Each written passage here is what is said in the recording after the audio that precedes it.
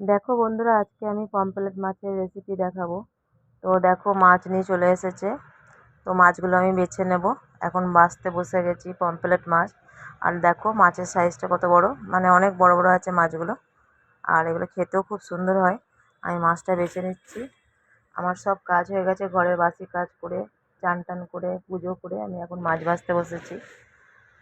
এটা বাছা আস্ত কিছু নেই, শুধু ওই মানে পাশে এগুলো সব কাটা, আর পেটটা গেলে পেটে ফুড়িগুলো বার করা। তো দেখতেই পাচ্ছ কত বড় মাছটা। আমি মাছটা এখন বেছে নিচ্ছি।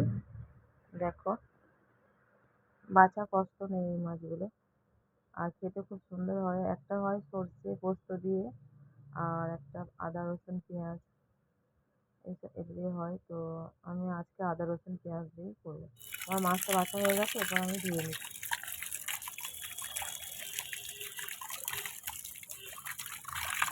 খুব ভালো করে ধুয়ে নেবো মাছটা আমি।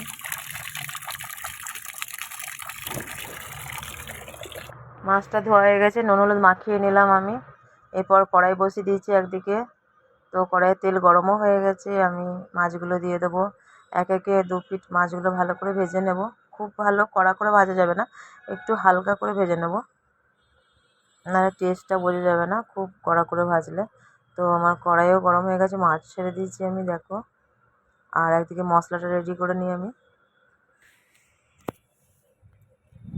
এর মধ্যে মশলা দেব পেঁয়াজ, কাঁচা লঙ্কা, আর দেব আদা রসুন, জিরে গুঁড়ো, হলুদ গুঁড়ো।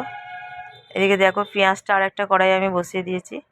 লঙ্কার পেঁয়াজটা একটু ভাজা ভাজা হয়ে যাবে, তারপর আমি মশলাটা একসাথে সব নিয়ে নিচ্ছি। নিয়েছি দেখো আদা, নুন, হলুদ, আর একটু সামান্য শুকনো লঙ্কা দিয়েছি, আর জিরে গুঁড়ো দিয়েছি। আর মিষ্টি যে যেমন খায় সে যেমন দেবে, এটাতে আমি মিষ্টি দিই না। আর এদিকে দেখো পেঁয়াজটা আর লঙ্কাটা ভাজা ভাজা হয়ে গেছে। এরপর মশলাটা দিয়ে খুব ভালো করে মশলাটা আমি কষিয়ে নেব। অনেকক্ষণ ধরে মশলাটা ভালো করে কষতে হবে। তো দেখতেই পাচ্ছ মশলাটা আমার কষে ভালো করে কষা হয়ে গেছে। এই যে তেল মানে তেল ছেড়ে দিয়েছে, মানে মশলাটা কষানো হয়ে গেছে। খুব ভালো করে কষিয়ে নিয়েছি, আর কাঁচা লঙ্কাটা একটু বেশি দিয়েছি। আর মশলা কষানো হয়ে গেছে, এরপর আমি জল দিয়ে দিয়েছি। জলটা মানে জল দিয়েছি পরিমাণ মতন, বেশি দিইনি। তারপর জল মানে ঝোলটা ফুটে গেছে, মাছগুলোও আমি দিয়ে দিয়েছি। মাছটা আমার হয়ে গেছে, এবার আমি নামিয়ে নেবো। আর এদিকে দেখো, আমি একটা পায়রা মানে ওই রাস্তাতে কুকুরে ধরে নিচ্ছিল, ডানাটা কাটা, কোথা থেকে এসছে কি জানি, দিয়ে আমি এখন রেখে দিয়েছি ওকে খাঁচাতে। কারণ আমাদের বাড়িতেও কুকুর আছে, মানে পাড়ার কুকুরগুলো আসে খেতে দিই বলে। আর এদিকে দেখো কুটু বলে ডাকলেই ও বেরিয়ে চলে এলো। মাটির মধ্যে ঘুমাচ্ছিল কুটু। আর পায়রাটা আমি ছেড়ে দেবো, মানে কি ডানাটা হয়ে গেলে আমি ছেড়ে দেবো।